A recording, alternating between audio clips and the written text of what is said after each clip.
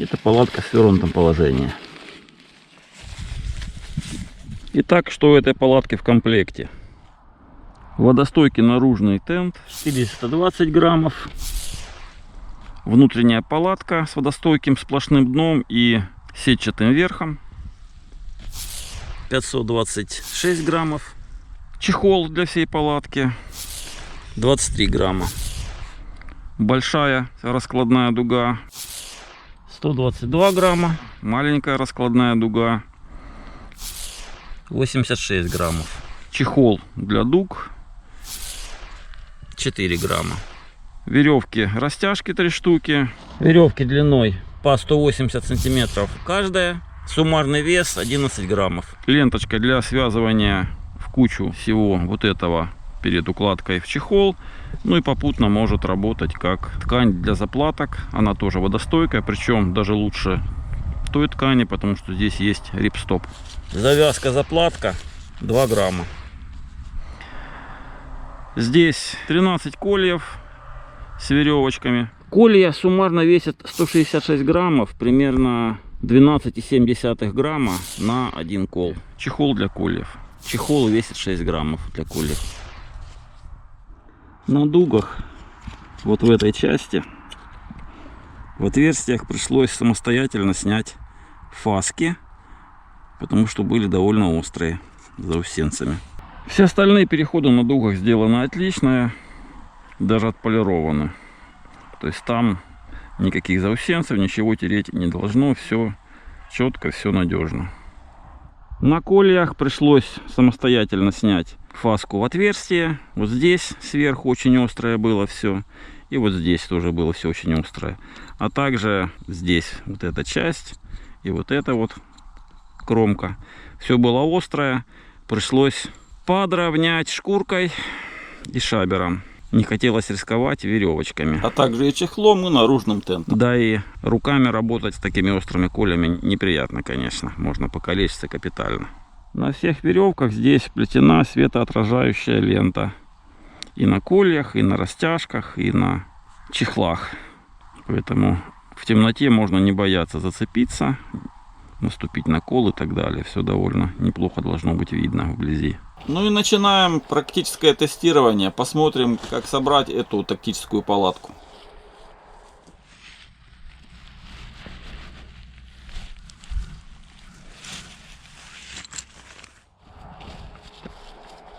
Нравится, что несмотря на то, что в большинстве интернет-магазинов этой палатки на обложке товара все еще здесь для дуги рукав, на самом деле она давно уже продается с нормальными крючками, которые очень сильно ускоряют процесс и, собственно, позволяют поставить палатку при вдумчивом подходе даже во время дождя, сначала установив тент, а потом внутри установив вот эту палатку.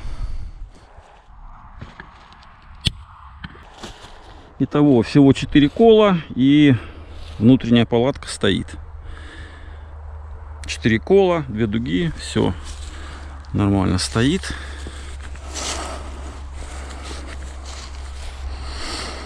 Такой вот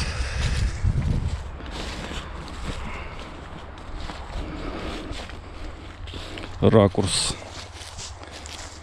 с разных сторон. Наглядно, да? Здесь, где дуги сами натягивают дно туда-сюда. То есть тут, несмотря на то, что петля есть, но по факту колья не нужны. То есть хватит только по углам кольев. Такая же фигня и в задней части палатки, где маленькая дуга, и также где большая. Вот наглядно со мной сидящим и в таком варианте. Если вот так, то вот так.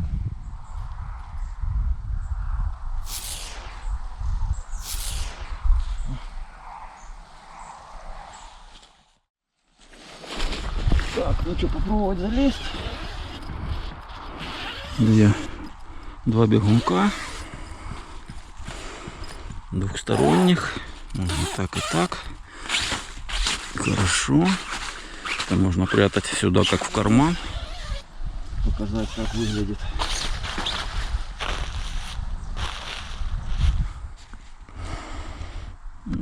Изнутри довольно просторно. Вот здесь от точки крепления вот где дуги дно метровое. Вот в этой части чуть уже 90 сантиметров. Точно так же там в задней части тоже край 90 и между дугами там 100 сантиметров метр. Вот.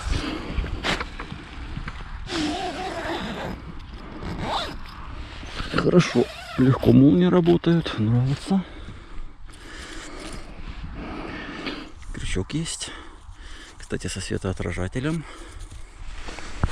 тоже. И здесь веревочки со светоотражателем тоже. Так, ну что получается? Вот я ростом где-то 182-183, нормально лежу. Вот с этой стороны видно, что у меня голова не касается сетки. И здесь, где ноги, тоже спокойно мотыляю, не касаются. Несмотря на то, что в магазинах по большей части везде написано, что наружные габариты палатки внизу 240 на метр, на самом деле это 240 вот именно оттуда и до сюда. То есть это значит, что несмотря на вот эту сетку, достаточно сюда положить, например, вот так поперек рюкзак. А здесь, напоминаю, 90 сантиметров вот здесь. Это минимум. То есть, и соответственно сетка станет немножко выше. И влезет человек и 2-метровый в легкую. Причем ширина достаточная, чтобы здесь легли даже двое. По моему опыту, по факту, для одного человека достаточно ширины полметра, здесь метр. Поэтому легко 2 человека могут вылазить. Во всяком случае, я когда лежу даже на спине, у меня примерно полметра плечи, вот, грубо говоря, до середины. Раз, 2, 3, 4, 5. Так что если по углам просто положить вещи, сетка станет выше. Здесь где-то сантиметров 5-7 от самой сетки до дуги. Ну и зазоры там довольно широкие получается, поэтому спокойно можно сетку приподнимать, ничего страшного в этом нет, поэтому можно и высокому человеку поместиться. Ну, по крайней мере, я со своими больше 180 чувствую себя здесь достаточно свободно. Конечно, в полный рост сесть здесь нельзя, но на то она и легкоходная палатка вообще-то. Для ночевок в многодневных пеших походах, нежели для глэмпинга. Тем не менее, сесть здесь все-таки можно. Вот в таком положении. То есть плечи помещаются, но шею нужно сгибать. Ну, в общем-то, если есть в таком виде, например, нормально. Ну, я бы ел лежа. Я предпочитаю лежа есть. Вот такой мой вариант обычный. Сейчас протестирую, что будет, если лечь на бок. Вот я впритык к одной стороне лег.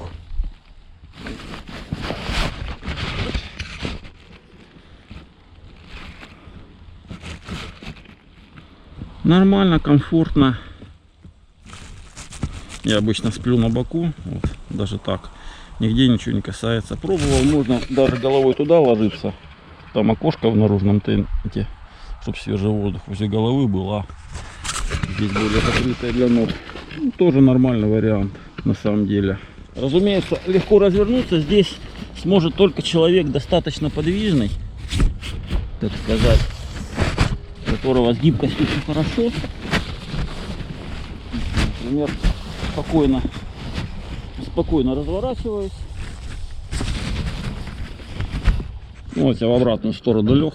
Видно какое расстояние до морды лица.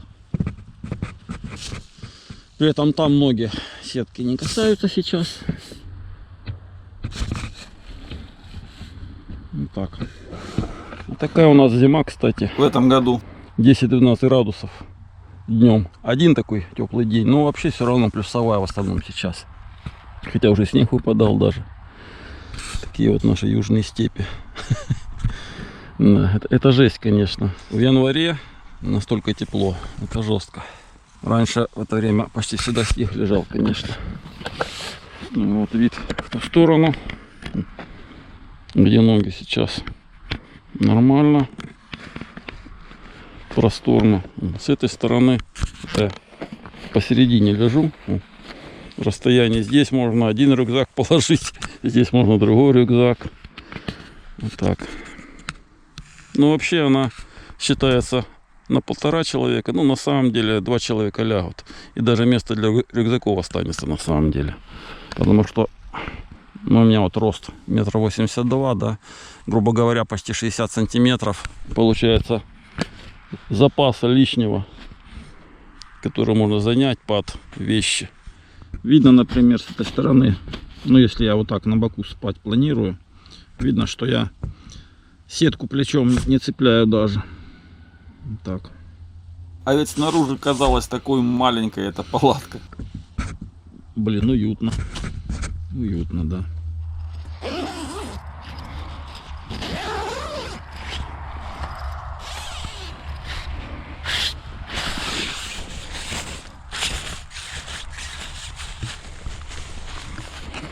Вылезать из нее легко. Удобно в том плане, что вот так можно встать. Стоя спокойно, например, обуваться. Ну что, пришло время поставить наружный тент, наверное.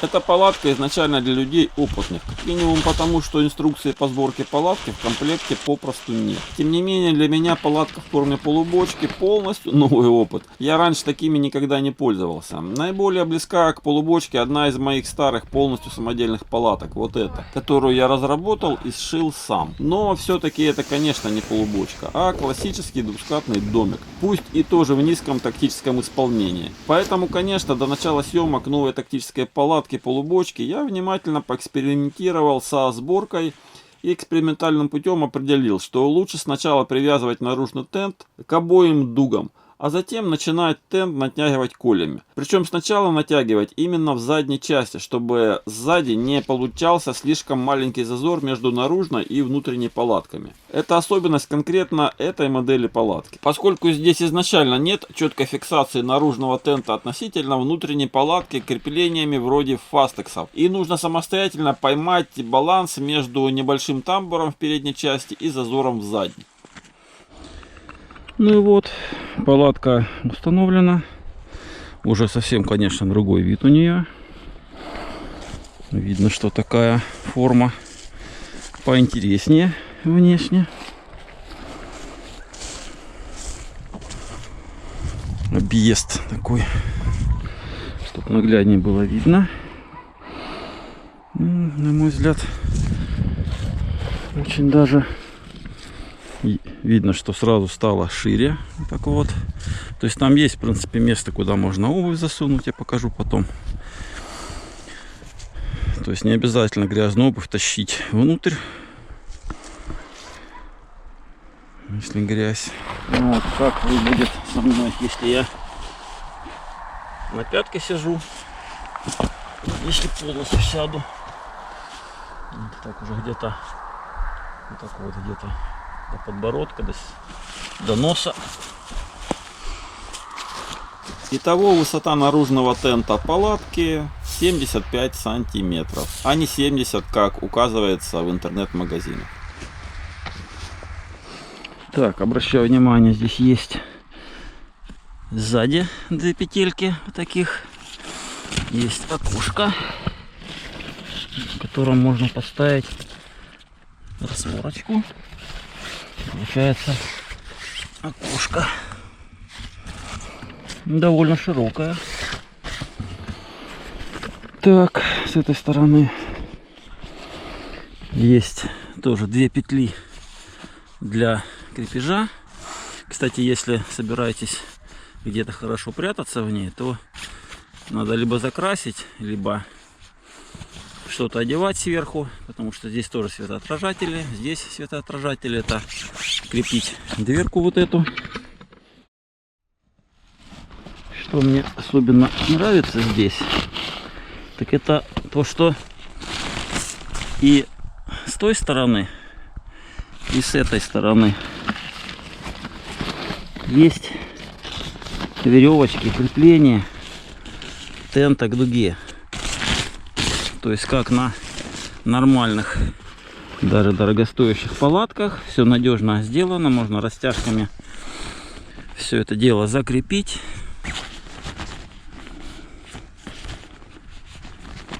То есть именно ровно напротив ленточки этой для растяжки и завязка. Причем хорошие длинные, нормальные такие веревочки. Все швы четко проклеены, отлично проклеены по всей длине, заклеены термоусадочной лентой. Напротив шнуров, то есть шнур видно, что выходит из-под ленты. Все заделано надежно, четко, пристрочено. Мало того, что так, еще и зигзагом так уплотнено, что ой-ой-ой. Тут как бы скорее тент порвется, чем эта штука оторвется. То есть все очень четко. Тут вставлена жесткая штука. Здесь тоже жесткая штука вставлена. То есть просто так она, как ткань, не болтыхается. Здесь видно, что напротив самого окна здесь уплотнение не нужно, потому что оно находится вот здесь под этим слоем, а здесь вот, например, уже заделано все, видно, именно над окном все заделано. То есть все части, где может протекать вода, вот она видно, все швы с заделкой, все четко. И такая же ситуация точно на дне палатки. Весь периметр дна, все на швах заделано. И вот с одной стороны мне не нравится то, что очень много кольев нужно для крепления верхнего тента наружного. То есть вот 1, 2, 3, 4, 5, 6, 7, 8. То есть 8 кольев нужно, чтобы закрепить наружный тент. С одной стороны, это мне не нравится, потому что много кольев, дополнительная масса. С другой стороны, если нужно реально шторм, даже ураган, ее, мне кажется, даже без растяжек не сдует, если нормально воткнута. Форма обтекающая, то есть она сильно не выступает, парусность минимальная. Вот такое вот дело. С другой стороны, я знаю, как без проблем эту палатку сделать, чтобы и внутренняя, и наружная ставилась вместо 12 кольев всего на 6. Это делается очень легко, даже штатным комплектом можно обойтись. В принципе, я эту палатку купил для себя именно как полуфабрикат прежде всего. Хотя она полноценная сама по себе. Но я, во-первых, хочу из нее сделать конкретно зимнюю. Во-вторых, лишнее убрать, недостающее добавить. Мне нужно такое, чтобы можно было и летом ходить, и зимой ходить. Причем зимой с возможностью отопления внутреннего. Ставить печку даже. Здесь вот, например, вот эту часть. Ну, вот там у нас получается вот кол и вот кол. Все эти 3 точки могут легко стоять на одном коле. По факту. И не терять формы. Если кому-то интересно, как я буду потом эту палатку дорабатывать, напишите в комментариях, я подумаю, может, сделаю более подробно фильмы. Ну, а если интерес у аудитории не появится, максимум потом просто покажу уже в готовом виде где-нибудь в походе. А так доработать можно много чего. Просто для примера, ну, вы видели, насколько я легко вот с этими трехлучевыми лепестками коля загонял голыми руками. Вот, без перчаток даже. Это не штатное приспособление, я его сам сделал. И молоток не нужен, причем легко можно всей массой тела давить практически. И заходит кол со свистом, естественно, без всякого повреждения ладони. Давно такую штуку хотел сделать, на этой палатке я уже добавил ее. Планируется очень много здесь доработок на самом деле. Хотя сама по себе, ну если не считать острые кромки на тех же кольях, по качеству изготовления, сама вот эта часть вообще вне всяких претензий. Тут вообще все супер. Вся заделка, я бы сказал, качество вот само на уровне, например, Naturhike. Скорее всего, вы видели в наших походах, мы в основном палатки Naturhike используем. Вот это вот трехместная палатка P-Series. Двухместная Star River 2, трехместная Cloud Up 3, одноместная Vic 1. То есть с качеством палаток Naturhike мы знакомы уже не меньше 8 лет и весьма активно пользовались. Кстати, все эти палатки до сих пор полностью работоспособны. Например, палатка P-Series куплена самой первой, и совсем недавно мы ее переделали в полноценный зимний формат. Добавили юбку и фольгированную подкладку. Ну, я так по-русски говорю. Naturhike и прочие названия. Не смущайтесь, это обычная практика. И вот качество у нее по швам, по длине стежков, по тому, как заделано все. Вообще, это вот, я бы сказал, не хуже, а какие-то моменты мне самому лично даже немножко больше понравились. Потому что того же Naturhike я, например, дорабатывал по серии, там растяжек не хватало некоторых, добавлять колья растяжки приходилось, чтобы меньше тент касался внутренней палатки. Дошили здесь, вот этой растяжки не было.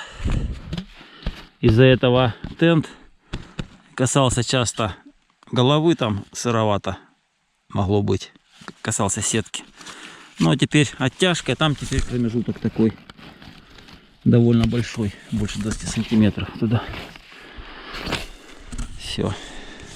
Ну, здесь, например, такой проблемы в принципе нету, поскольку кольев тут с большим запасом. И причем эти преимущества можно оставить как есть, даже, как я говорю, даже если убавить количество кольев вдвое, это не повлияет никак на расстояние между внутренней палаткой и наружным тентом. Так, смотрим, что здесь. Липучки, да? Липучки. Отлично. 2 липучки. То есть, в принципе, как можно пользоваться? Ну, помимо того, конечно, что во время там шторма они не дадут в замок попасть в воде. Еще и можно, например, молнию расстегнуть, а липучки застегнуть. И вот, пожалуйста, дополнительная вентиляция. Здесь можно что-то вставить, расширепить этот зазор. Будет окошко дополнительно, если нужна большая вентиляция. Ну, вообще, липучки в этих местах, это, конечно, супер. Нравится то, что здесь 2 замка, а не 1. Как на ближайших, более дорогостоящих аналогах этой палатки, вроде двухместной палатки полубочки Trump Bike 2 или в одноместной Camp Minima 1 SL. Так вот, там сбоку он открывается только и все. Удобство в том, что здесь вот эту штуку можно ставить как тент сюда. Это, конечно, сразу в разы увеличивает притягательность конкретно для меня этой палатки, потому что можно в тот же дождь тентик поставить, вот эти штуки немножко свести, чтобы не заливалось сюда. Можно даже боковины налепить, но это уже, я же говорю, если кому интересно, я потом покажу, как я ее дорабатываю с подробностями. Но они интересно, покажу целую, готовую. Так, что еще? Естественно, вот то, что 2 замка, достоинство в том, что по факту из нее можно вылезти. Даже здесь-то сделаны петли и здесь, и вот здесь. То есть кол можно, например, вот так закрепить, да? Но можно, например, вот эту снять и вот так закрепить. И уже получится дверь боковая. И вполне нормально через это можно вылезти на самом деле. Вполне нормально, если дождь уже вот сверху, если смотреть, ну чуть-чуть там капнет где-то что-то. Опять же, это телом пока вылазить будешь, оно закрыто будет. Вот. Опять же, это вот окошко боковое для проветривания, если что, если надо получше проветрить. Вот так вот. Ну и если туда внутрь вот так сводить, естественно, видно зазор сразу меньше. То есть вот такой вариант. Ну и если прям классически, как ее обычно в магазине рисуют, тогда уже открываем полностью. Можно через одну вылазить, можно через другую вылазить. Можно все открыть. Замки нравятся, очень легко ходят. Вот. Вот так можно открыть. Причем здесь, что интересно, можно слегка смещать палатку туда или туда. Наружный тент относительно внутренней палатки. Видно, что здесь легко влезет обувь, например, вот. Лежа даже вот так. Можно вот так. То есть все как захочется. И с другой стороны там достаточно места. И там даже достаточно места есть, зазор. Можно еще что-то запихнуть. Если надо от дождя там прятать. И внутрь не хочется засовывать. Дрова, например, сложить можно кучу. Что еще? Часто видел в отзывах, люди рисуют фотки, видео. Ну, вернее, не рисуют, делают. У них там зазоры здесь просто огромные. Просто огромные. В целом, если сильно не тянуть и слегка дуги, вот эти вот, чуть-чуть можно заглубить в землю. И уже здесь зазор можно сделать меньше. То есть, в принципе, я видел, даже кто-то дуги подпиливал. Даже такое люди делают. Хотя вот именно с более длинными дугами как раз таки у нее функционал выше. Ее же можно поставить с большим зазором. То есть, допустим, летом дождь идет. Вентиляция, и не жарко, и защита. Вот, если жарко. А можно дуги опустить. И здесь вот эти петли. Можно именно в них вставить колья. И прижато будет вообще вот так, вплотную к земле практически. Вот, без зазора. Ну, для себя я, например, буду юбку, скорее всего, делать. Это расширит ее функционал. Сделаю легкую юбку, скорее всего. Да, вернее, не скорее всего, а точно сделаю. Вот, с этой стороны видно. Сейчас есть зазор. А можно его убрать вот так вот. Вот эта вот часть, в которую вставляется дуга.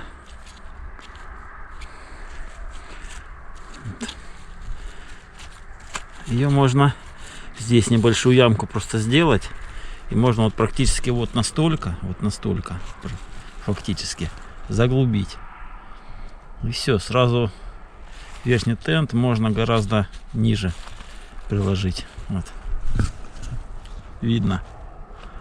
А можно наоборот выше сделать при желании. То есть, грубо говоря, сантиметров 10 хода есть для обоих концов дуги.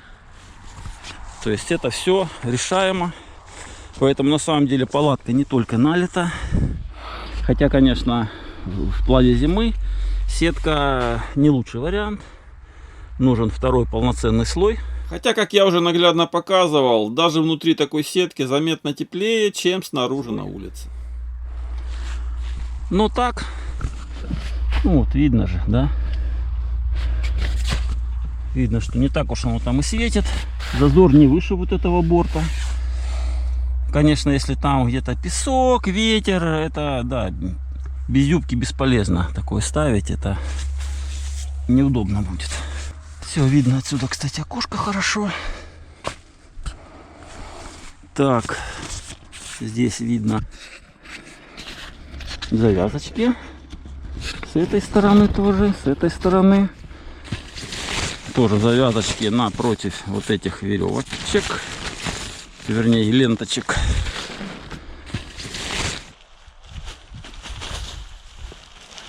Вот. Легко это заделывается до положения в открытом виде, если нужно. То есть тут с крепежом все отлично. Тоже он со светоотражателем. То есть в лесу ночью в туалет пойдешь, если с фонариком, то обратно к палатке все-таки вернешься. Так. Оба! Ну, вот такое оно. Такое оно. Так, высота. Нормально, на самом деле, мне как стремящимся к легкоходству, такая высота палатки вообще нравится очень. Она сразу снижает массу. А по факту в походах я в палатке предпочитаю только спать в основном. Так, ну и сразу показываю внутри дно. Здесь вот встречаются две ленты напротив шва. Видно, что здесь, ну, везде шов. Вот этот, например, тут воды нету, тут лента уже не нужна. А здесь вот все проклеено, все четко заделано напротив шва. Так, ну, сетка видно, ячейка какая. Обычно такую ставят на китайских гамаках. Она плотная, хорошая. По крайней мере, я видел на гамаках, на палатках. Такая прям плотная сетка. Не такая, что легко развалится, порвется. Нагрузку держать может, короче. Простейший вариант установки гамака как палатки.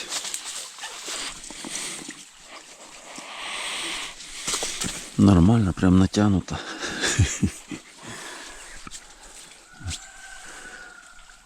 Камень держит. И все дела. На мой взгляд, очень хорошее достоинство этой палатки. То, что дно со швом по всему периметру.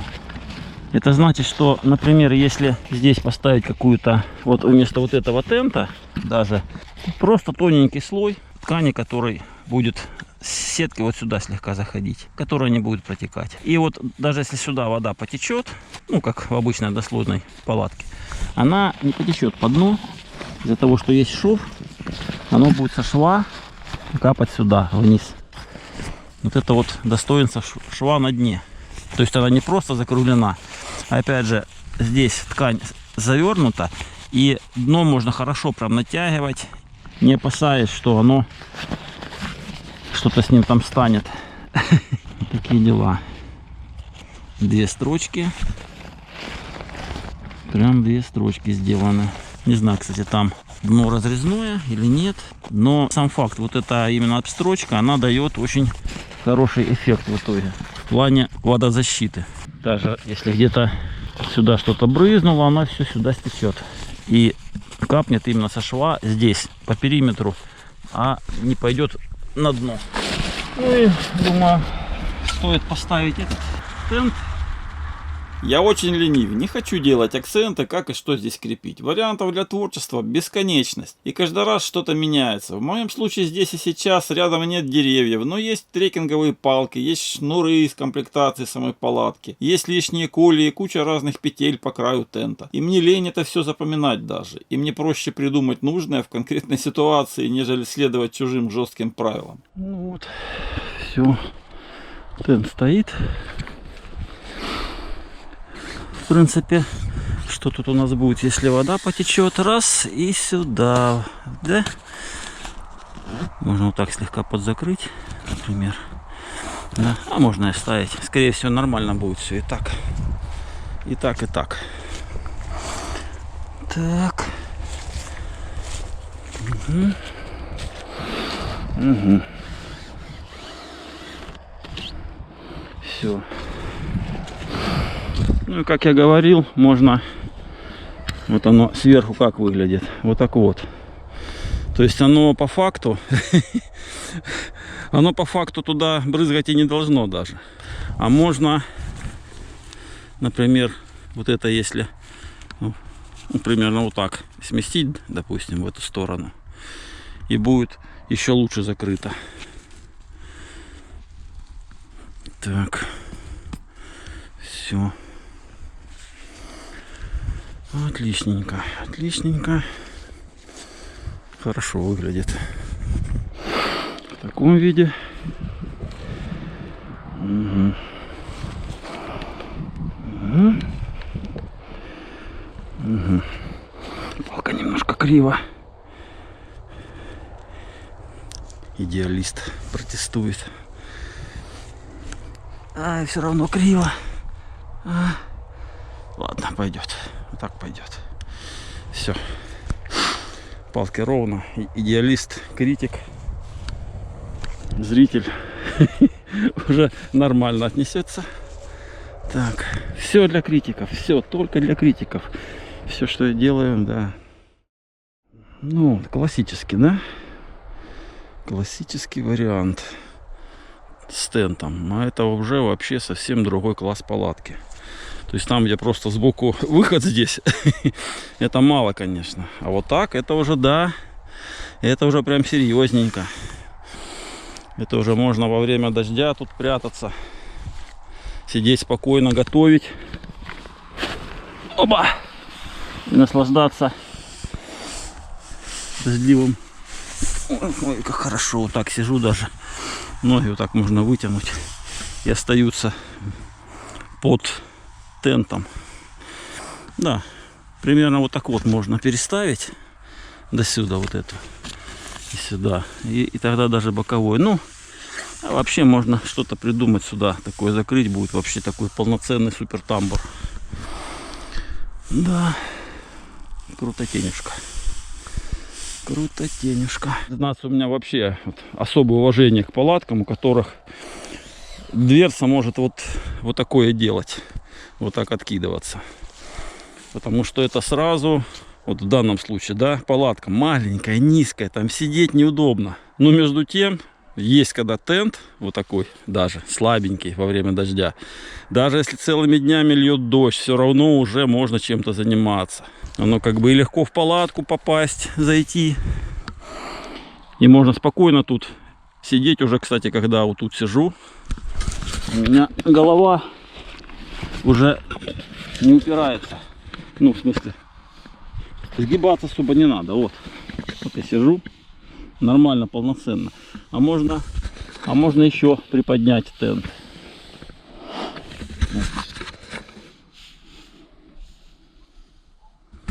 Это я еще довольно низко поставил. Полностью одну секцию палок сложил. Только одна открыта. О, конечно, обычные можно палки поставить, деревянные. Просто я когда в далеких походах с палками реально удобно. Можно и палатку ставить, и все остальное. И очень быстро лагерь ставится, не надо ничего искать. Особенно в степи у нас где-нибудь, где тут ровную палку просто не найдешь. А порой и просто палку не найдешь. Топить вот такой травой приходится готовить. О, да. Конечно, это уже классно. Это уже классно.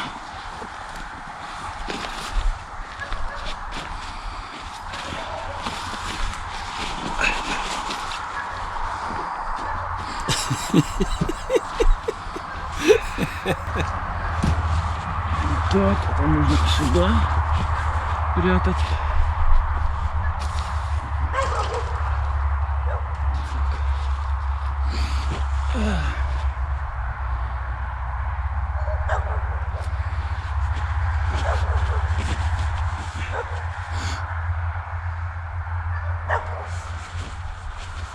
Однако уютно, красиво и вылезать совсем неохота. Я бы там так и заснул бы, но обзор палатки сам себя не сделает. Так что надо вылазить, пройтись по кругу, чтобы видно было наглядно, объехать, так сказать, вокруг.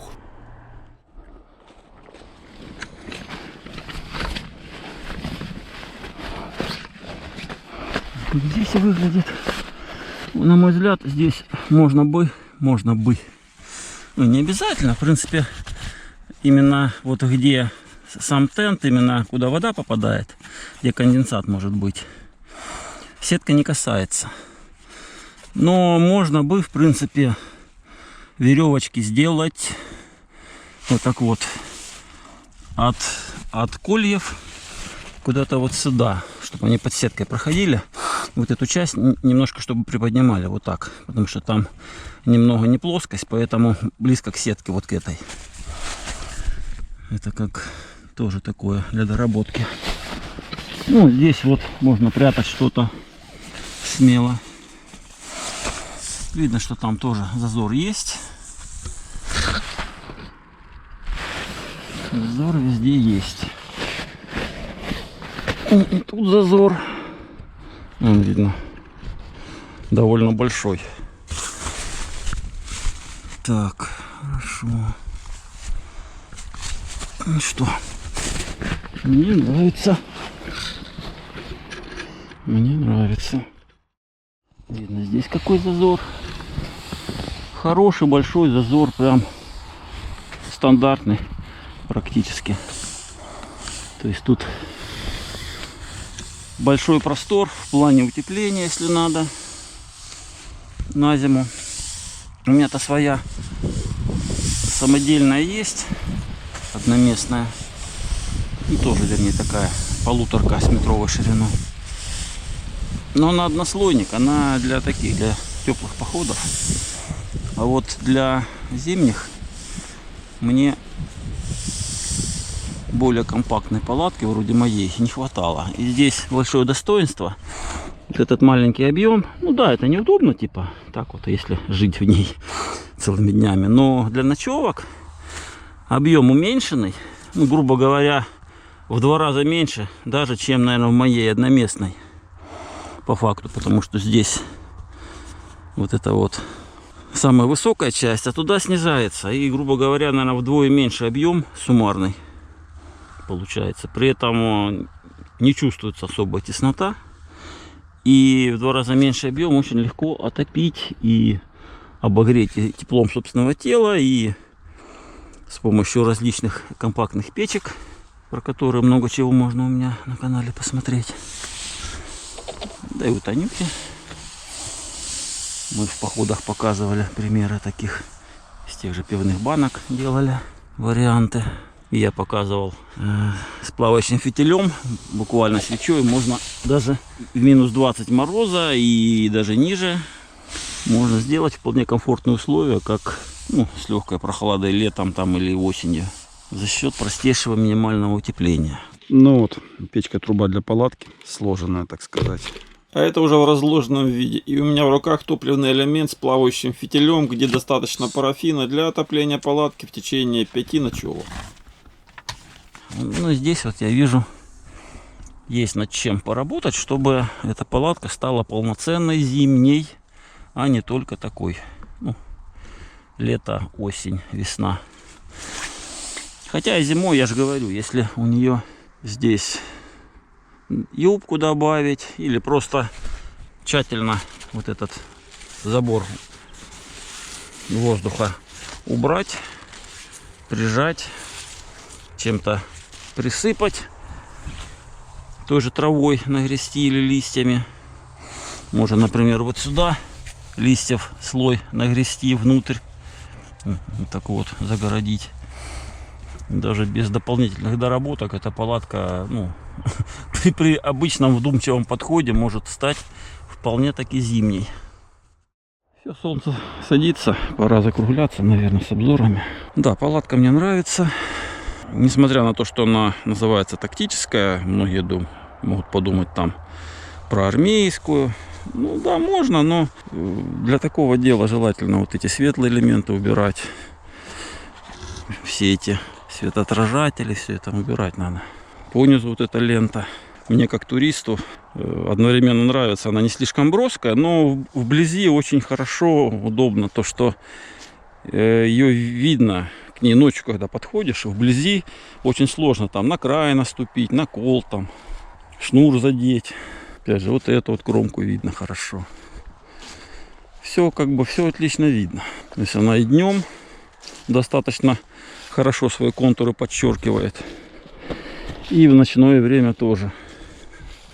Вот как бы днем вот красный цвет видно хорошо. Так, что еще можно сказать? Эх, не идеально палки стоят. Наклон такой немножко. В общем, эта палатка тактическая прежде всего в смысле именно практичности, конкретно для походов. В том числе туристических прежде всего. Что удобно именно для такого использования, для не слишком, когда прятаться надо, маскироваться. Да, очень даже. Все мне нравится. Это получается, я поставил вот палки без одной секции, на максимум одну секцию выдвинул. Получается вровень с этим, практически одна линия выходит вот так. Угу. Замечательно. Ну да, тут, в общем-то, шов вот это из-за ниток, он как бы плотнее и натягивается лучше. Вот эта часть слегка провисает, поэтому тут будет небольшая образовывается лужа, которая потом все равно будет вот сюда, в нижнюю часть, пытаться вытекать, скорее всего. Да, кстати, я ж не показал сейчас. Вот, наглядно тестируем. Видно, куда течет.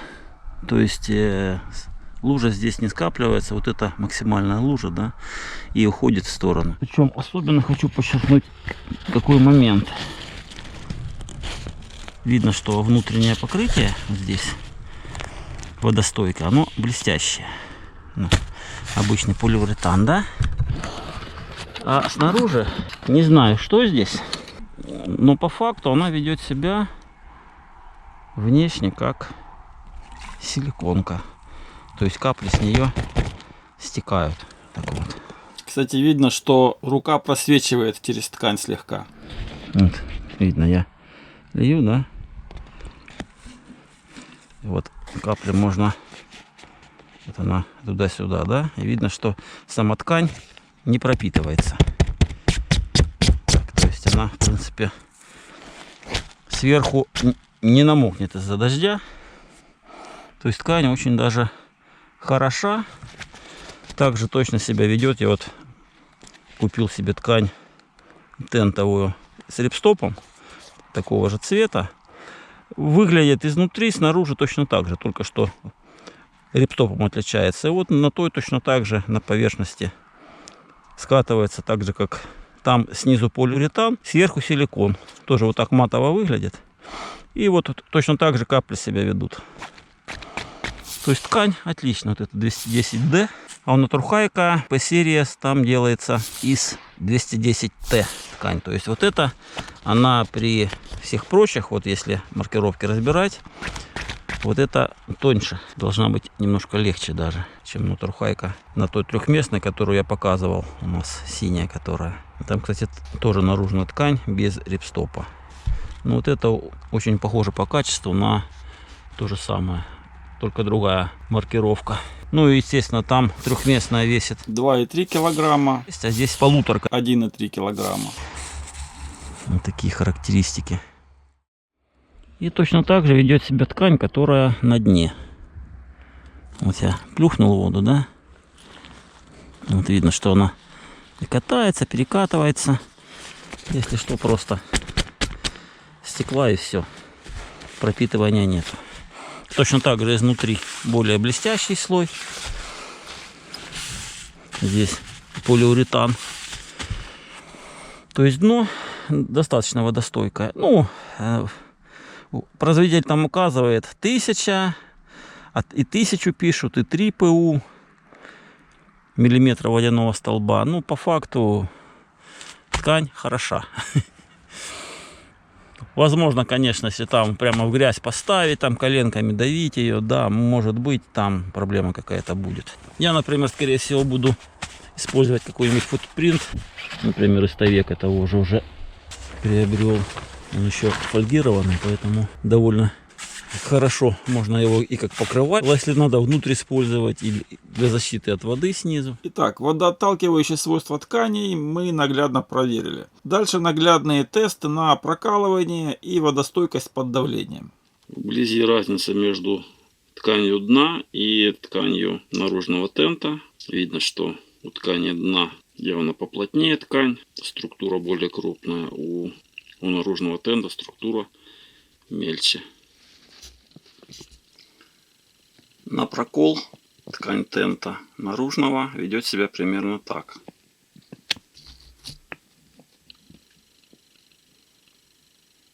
То есть, в принципе, затягивается довольно неплохо. Может и не как полноценная силиконка с более мелким плетением нитей, но все равно довольно хорошо.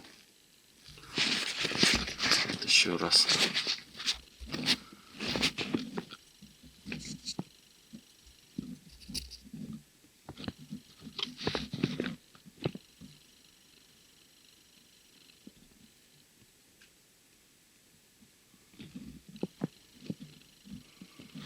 принципе, восстанавливает структуру довольно неплохо. Упс. Видно, что вначале вроде широкое отверстие, потом сжимается более сильно. Ткань дна ведет себя при протыкании следующим образом. Тоже видно, что структуру восстанавливает еще даже несколько лучше, чем ткань наружного тента. Практически отверстий не остается.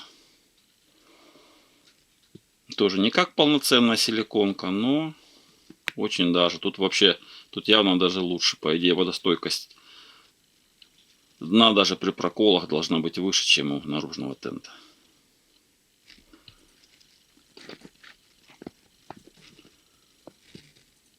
Упс. Все. Вот так вот. Толком даже не видно, где до этого тыкал. Возможно, со временем заделается еще лучше.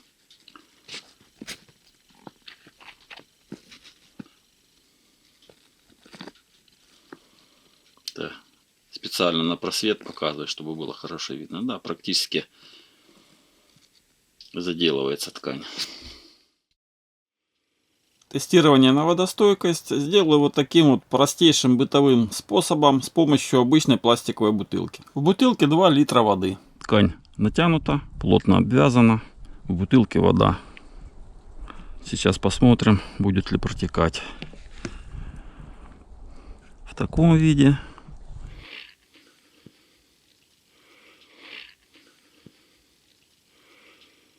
Это, напоминаю, наружный тент. Отлично, я бы сказал, держит очень даже хорошо. Под давлением только воды не протекает. А теперь я сжимаю руку. Видно, как давлением выгнула ткань. Видно, что чуть-чуть выдавилось. Но это именно с давлением со всей силы. То есть никаких струй, ничего. Это, напоминаю, наружный тент. Отлично, я бы сказал, держит очень даже хорошо. Очень даже. Мне нравится такое поведение. То есть даже в этом случае, ну, понятно, что такое давление снаружи вода просто не сможет создать. Вот как я сделал рукой. Давил со всей силы. Выделилось несколько мелких капель. Ну и аналогично для ткани, которая на дне. Значит, просто переворачиваю.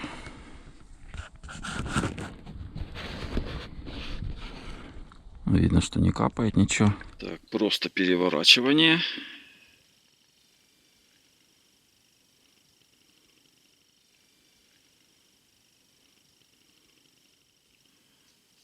Ничего там не происходит. Так. Ну да, видно, что ничего не проступило. Так. И теперь... Ну и теперь давлю со всей силы.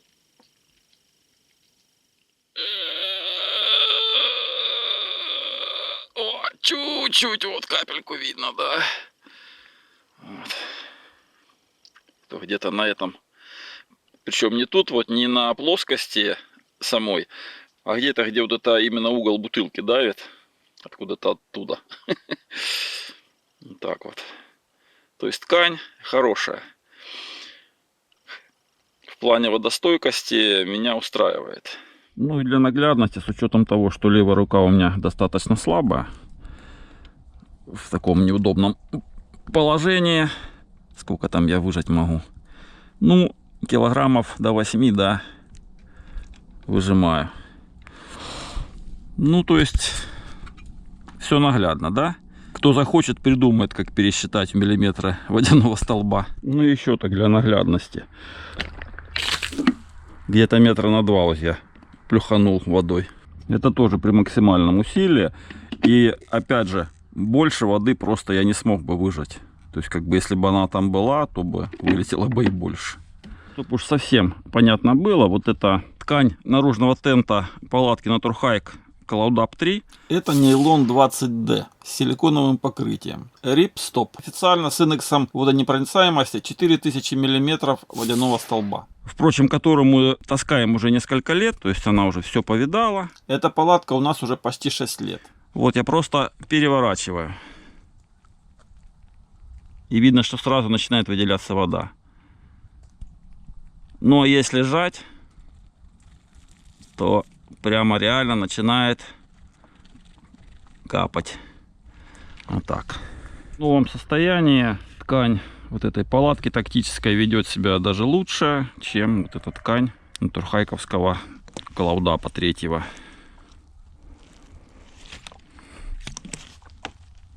Да. Вполне показательно, да?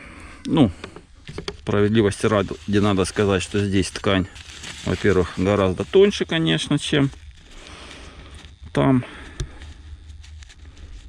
Ну и уже много лет она уже была на солнце, под дождями, то есть как бы чего она только не видела. Кстати, несмотря на то, что под слабым давлением вот так вот протекает именно явно ткань, по факту мы проблем в походах пока с ней не замечали. С этой палаткой, с натурхайковской, то есть все работает отлично. Ну, естественно, она трехместная и берет прежде всего своей тонкой, легкой тканью. За это нам она и нравится. Вот в наших совместных обычно походах длительных хорошо работает. Кстати, последний раз мы сидели в этой палатке несколько дней под дождем в Северной Карелии, прошедшим летом. И все было отлично. Вот.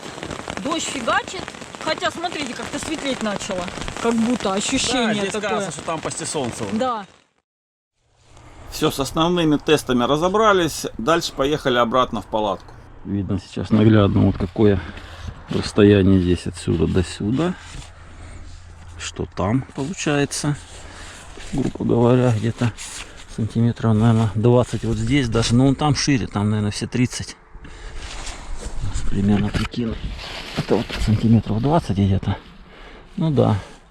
Там даже 40 туда до края тента, туда в углу. То есть сюда можно что-то реально капитальное запихнуть. С этой стороны тоже зазор такой довольно не слабый. Так.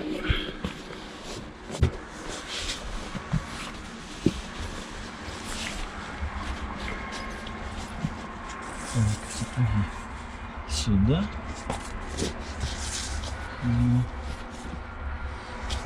Их можно, в принципе, и здесь вот так располагать даже, потому что здесь тоже зазор где-то сантиметров 20 получается до этого. Вот так вот.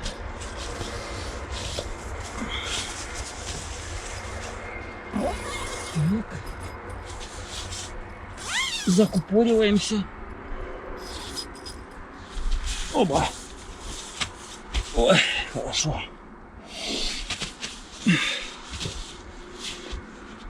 Отличная палатка. Все мне нравится. Повторюсь, я ее купил прежде всего как полуфабрикат для капитальной доработки. Но даже в таком виде я вижу, что ей вполне можно пользоваться. Ссылку не даю, потому что это не реклама. Сразу говорю, это не реклама. Мне ее не подарили, не купили, не оплатили. Я ее купил сам. Причем купил, нашел самую дешевую. Они есть на Озоне, на ВБ, в Китае, на Алиэкспрессе. Причем я нашел, в общем-то, самую дешевую. На тот момент, когда покупал, 4700 рублей стоило. Возможно, где-то они еще дешевле есть. Но я видел, честно говоря, их вдвое дороже. Вот абсолютно эту же модель. Все. Поэтому стоит искать, смотреть, когда есть. Если понравилась палатка, можете присматриваться. Это причем не какой-то определенный бренд, это вообще нонейм. Полный китайский нонейм. То есть их конкретно продавца спрашивал. Да, везут из Китая. Скорее всего, разные организации даже производят. Но именно вот эта модель вот в таком виде сейчас выглядит. Часто пишут тактическая палатка, можно именно поиском найти тактическая палатка, тактическая армейская палатка. Ну, я бы сказал, просто тактическая. Тактическая именно для таких сугубо походно-туристических целей. Походно. Туристом, признаться, я себя не особенно считаю. Туризм это что-то такое уже больше гламурно сейчас выглядит уже часто. Туризм, поэтому это вот конкретно для похода. Отлично. Отлично. Так. Хорошо. Так. Вот сейчас я максимально вдвинусь. Вот так вот. Видно, сколько места тут остается еще. Куча. И здесь куча. Вот, фактически я... Где-то вот у меня плечо. А туда еще вот так полностью могу руку выпрямить. Столько места тут. Один рюкзак можно так положить. Еще один под голову засунуть при желании. То есть вот, грубо говоря, длина руки еще. Это от плеча. Так что место тут навалом. Реально навалом. Для ночевок мне больше и не нужно. Я думал, в моей одноместной тесно, а тут у меня такое ощущение, что даже просторнее, несмотря на то, что там с той стороны потолок ниже. Но у меня там на треугольно, а тут идет вот эта дуга, за счет этого ощущения большего объема. Естественно, конечно, если лишние колья сделать, чтобы были, тогда на все эти растяжки уже хватит и комплектных. А так продавец говорит, что палатка без этих, без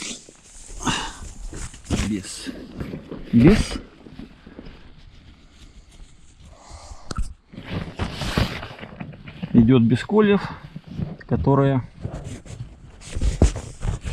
нужны для того, чтобы ставить растяжки. Специально, кстати, показал, что вовсе не обязательно тут из палатки вылазить, чтобы тент убрать. Все это отсюда можно достать, развязать, спрятать палки в палатку вдоль сюда, в частности. Если из палатки вылазить неохота, нормально все убирается прямо изнутри.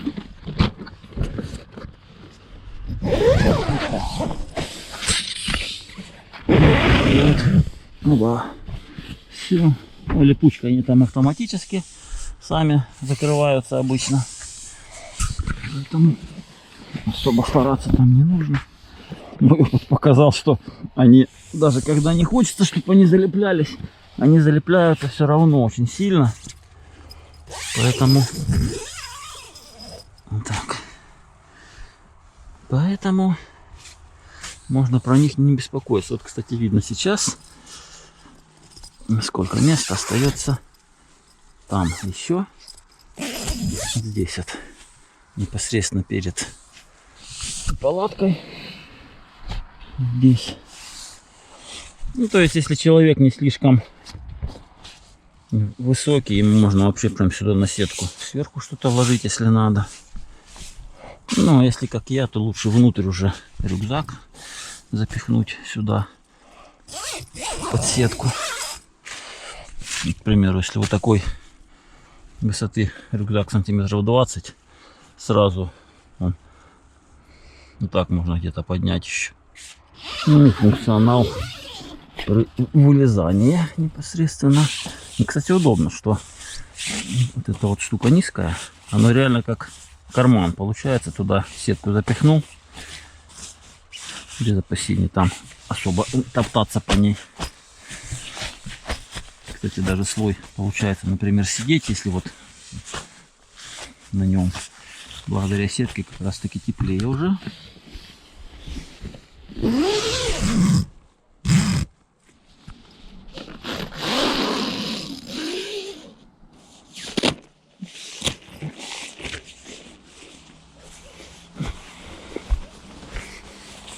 Все. Достал.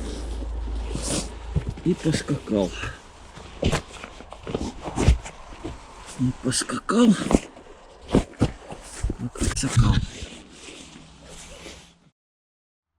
По-любому же какие-то вещи с собой будут. Все равно там еда.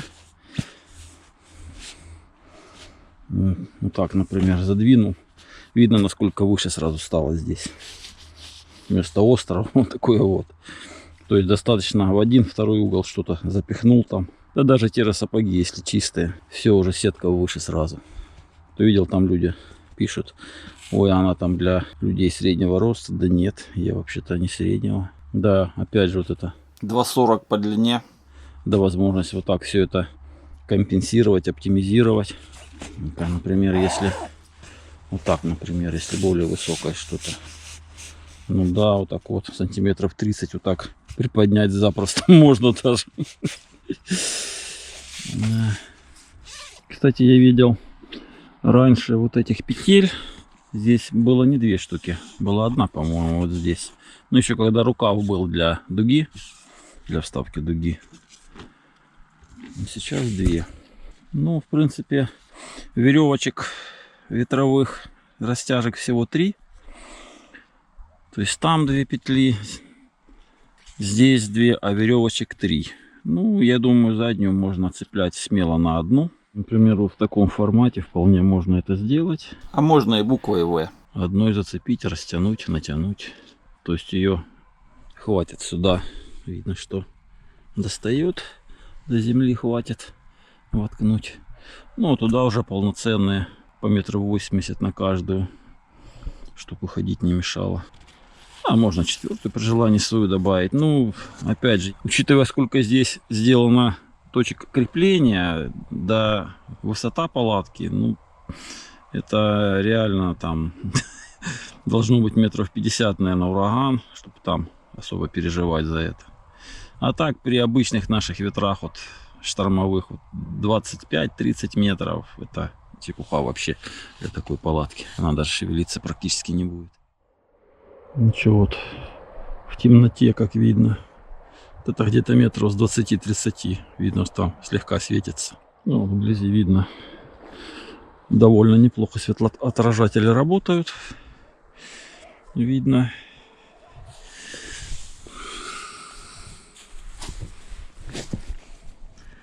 На веревочках тоже видно, что светятся.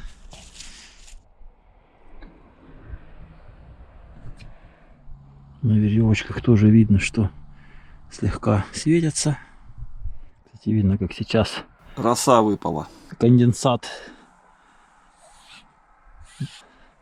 Капельки лежат, но не впитываются. Более крупные стекут.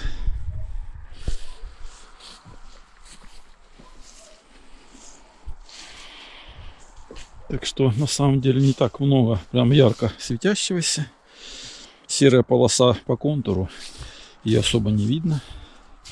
Она скорее днем хорошо заметна.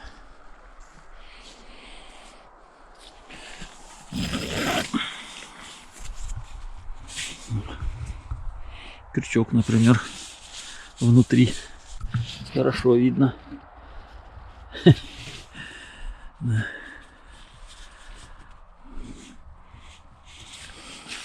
И покажу, как это в темноте выглядит. Конденсат выпал. Видно, такая стала сизая палатка. Так, нам нужно закрыть сейчас. Так. Тут здесь липучка. И здесь липучка. Все. Закрыто. Но вентиляция при этом все равно остается, потому что вот эта вот, она немножко длиннее, чем ткань на этом же участке. Поэтому все равно небольшие зазоры остаются, то есть полностью там не закупоришься. И это хорошо, потому что для дыхания в любом случае нужен кислород. Ну и такое ночное залезание. Опа. Упс. Ночное залезание в палатку. Так. Опа. И сюда можно оба с одной стороны. Запросто. Опа. Внутри сейчас конденсата нету, потому что я тут не дышал еще. Ну, конечно, потом конденсат будет. Но поскольку зазор хороший, должно быть все нормально. Опа. Так. Все.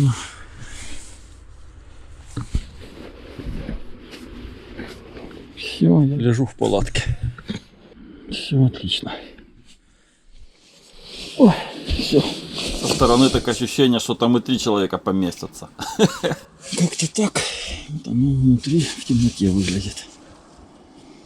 Достаточно вроде все. Наглядненько получилось в этом обзоре.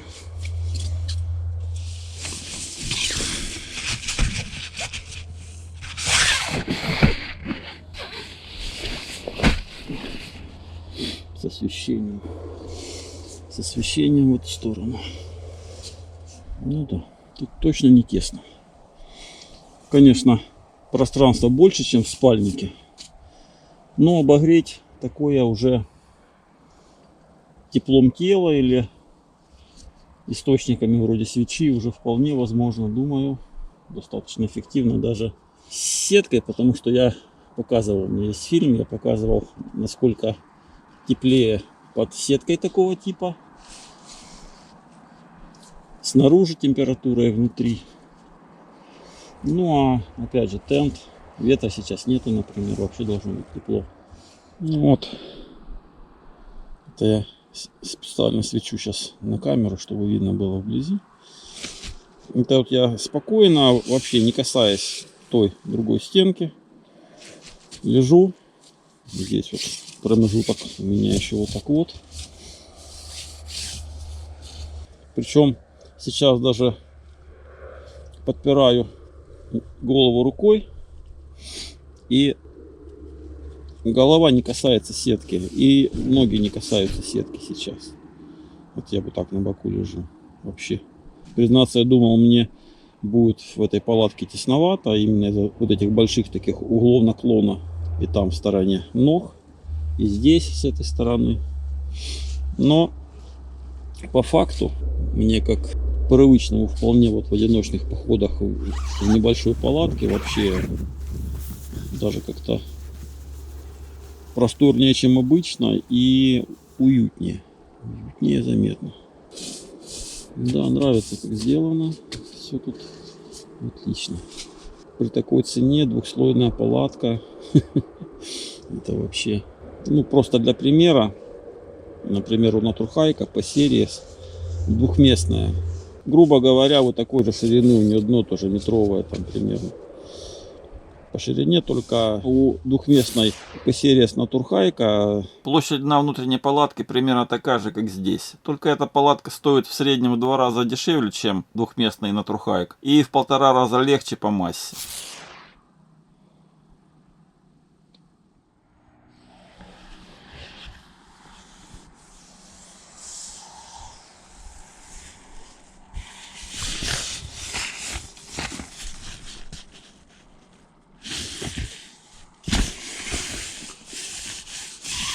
сплошной слой ткани, ну, вот такой высоты, где-то сантиметров 10 по всему периметру есть.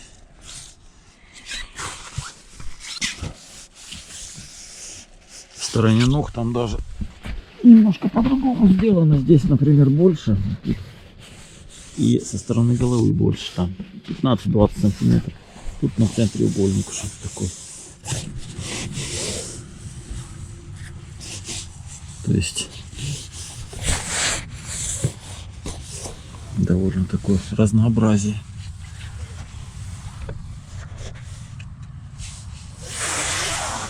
Тоже тут с зазорами все в порядке.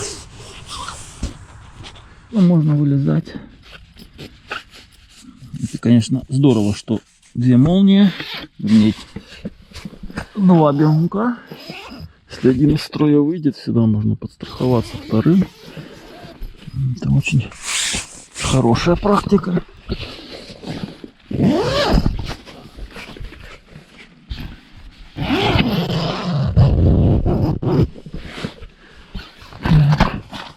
Опа. О, луна светит. Так. Все, можно вылезать. Сапогова моя. Сапоги.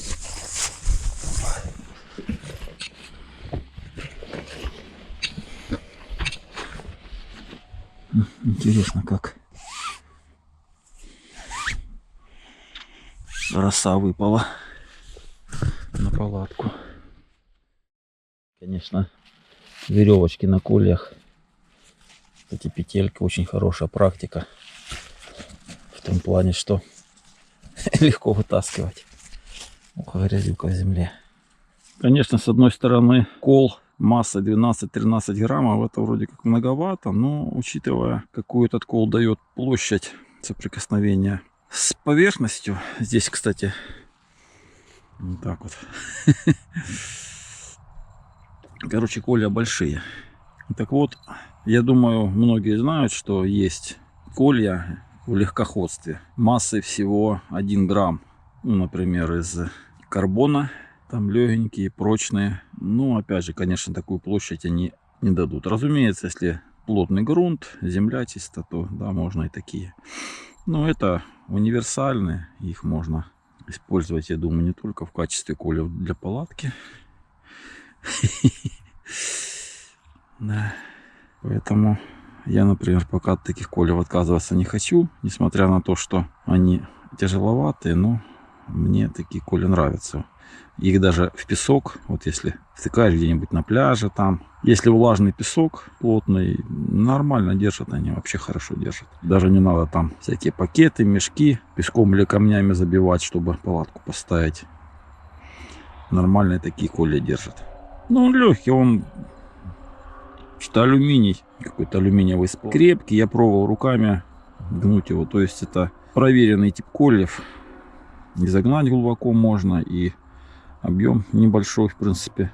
Несмотря вроде как у него пространственно он 3 луча, но когда кучу кольев складываешь вместе, они компенсируют эти большие промежутки между лопастями. Пучок из 13 кольев легко рукой обхватываю. Для сравнения, вот посередине вот это идет часть, да, кругленькая такая. Титановый вот такого диаметра можно поставить, там будет 3-4 грамма весить.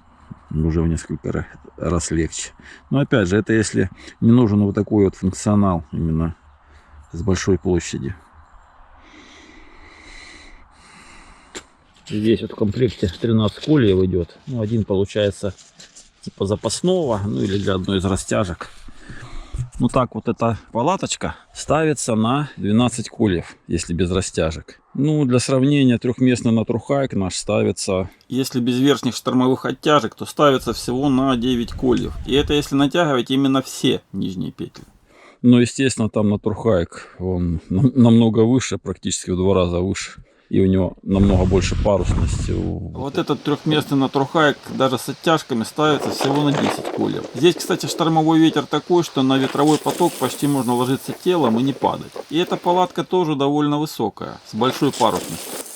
Вот этой растяжки в этом плане и не нужны-то, собственно говоря, получается, если при тех же прочих условиях, при тех же равных. А с таким количеством кольев, если все ставить, вообще это оно настолько к земле привязано, что вообще страшно просто становится. Даже в голой степи, если ставить, вот как, ну вот здесь типа открытое место, даже со штормовым ветром все равно ее не сдует. Говорю это на основе опыта работы с теми же пленочными парниками нашей конструкции, разработанных и проверявшихся от треть века в степной местности, где штормовые ветры порядка 20-30 метров в секунду обычны. Бывают здесь и ураганы. И ширина и высота наших парников в среднем как у этой тактической палатки. И такие парники выдерживают длительные штормовые ветры, несмотря на то, что у них тонкие проволочные колья стоят всего лишь через каждый метр. То есть у наших парников в 1,5 раза меньше кольев на ту же длину периметра, нежели у этой палатки. Кстати, найти подробности о парниках нашей конструкции можно у нас на другом канале, на нашем огородном канале. Ну и в плане желательности приспособлений, чтобы не искать там камни и т.д. Вот эта штука весит там буквально 1-2 грамма. Ну, видно, насколько площадь разная, чтобы давить, например, рукой на вот это или на сам кол. Вот так вот. То есть намного, конечно, легче. Вот на вот такую площадку я могу смело давить даже практически всем весом своим. И нормально. Руке не больно все равно. А вот это просто пробивает руку, даже если без заусенцев, даже если без острых граней. Приходилось. Даже через перчатку можно пробить руку таким колом. Кстати, что еще понравилось? Здесь вот эти алюминиевые секции на дугах, они короче, чем те, которые наиболее распространенные. Обычно длина где-то сантиметров 40 с лишним. Здесь вот это дно палатки свернуто втрое, да, и вот они укладываются в эту длину. То есть они примерно сантиметр 32-33 где-то. Небольшое наглядное сравнение. Вот это, например, трубки с дуг палатки Naturhike Cloud-Up 3. Вот это дуги с Naturhike P-Series трехместная. Ну а вот это вот наша тактическая палаточка, о которой здесь фильм. Не правда ли? Весьма так наглядно, да? Явный выигрыш в плане компактности.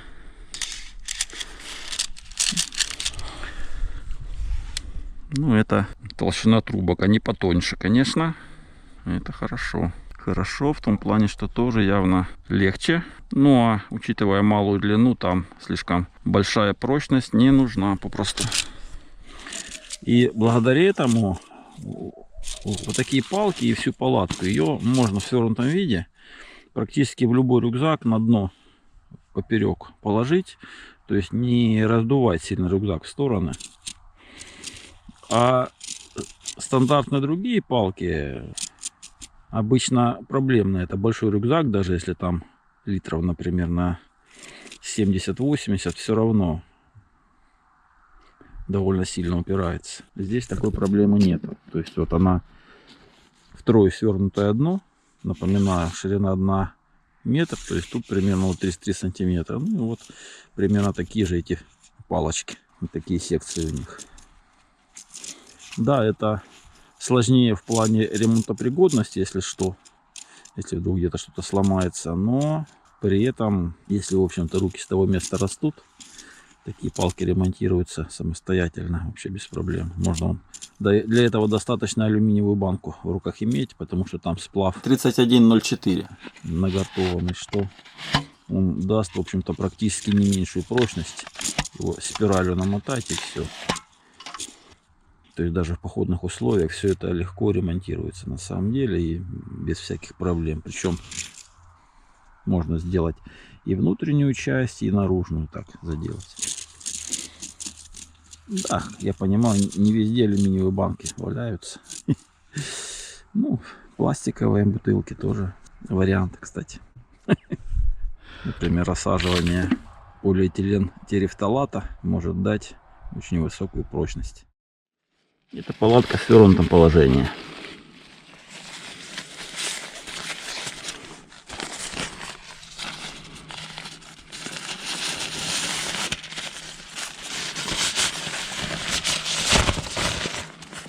Чехол вставляется легко.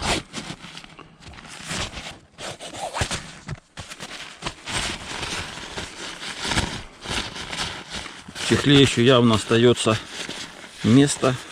Можно что-нибудь туда запихнуть. Ну и можно это все, конечно, очень хорошо еще сжать, если надо более компактно. Я бы сказал, длина около 30 сантиметров. Это весьма компактно. практически на дно любого рюкзака. Вылезет, наверное, даже в городской рюкзак легко войдет. Влазит, проверил. Вот и все. Если видео и информация понравились, полезны, ставьте лайки, И подписывайтесь на наши каналы и на Ютубе, и на Дзене. чтобы сразу узнавать о выходе новых видео. И делитесь с друзьями. Удачи и хорошего настроения. С вами были Татьяна и Евгений Гордеевы. А если у вас есть интересный и полезный опыт, Пишите в комментариях, поделитесь опытом. Ведь наши фильмы смотрят люди из 130 стран, комментируют и читают. Если и вы поделитесь в комментариях собственным опытом, упоминая условия, в которых он оказался для вас полезным, это поможет всем легче ориентироваться, понимать и успешно применять новый опыт в своих условиях. Заранее спасибо.